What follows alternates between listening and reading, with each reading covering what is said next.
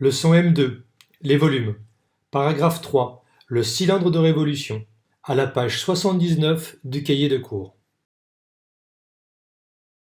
Sur cette figure GeoGebra apparaissent deux fenêtres. Sur la fenêtre de gauche, on voit un polygone régulier à trois côtés. Sur la fenêtre de droite, on observe le même triangle équilatéral. On peut élever celui-ci et faire apparaître un prisme à base triangulaire. Ce prisme régulier peut tourner sur lui-même et nous dévoiler ses faces latérales.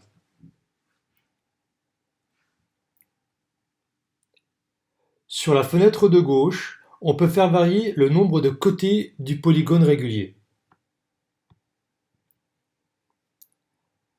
À droite, simultanément, les bases polygonales de notre prisme évoluent avec celles du polygone de la fenêtre de gauche.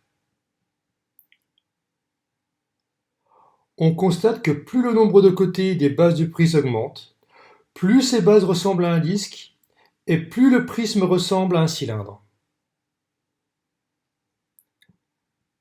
Avec une base polygonale de 30 côtés, il devient même bien difficile de distinguer autre chose qu'un cylindre à l'écran. Cette animation va nous permettre de déterminer la formule qui permet de calculer le volume d'un cylindre. En effet, plus le nombre de faces latérales du prisme droit augmente, plus ce solide ressemble à un cylindre.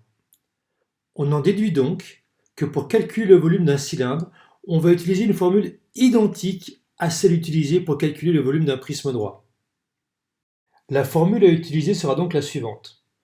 Le volume d'un cylindre est égal au produit de l'aire de la base du cylindre, c'est-à-dire l'aire du disque, par la hauteur du cylindre. Manipulons cette formule pour calculer le volume d'un cylindre de rayon 2 cm et de hauteur 4 cm.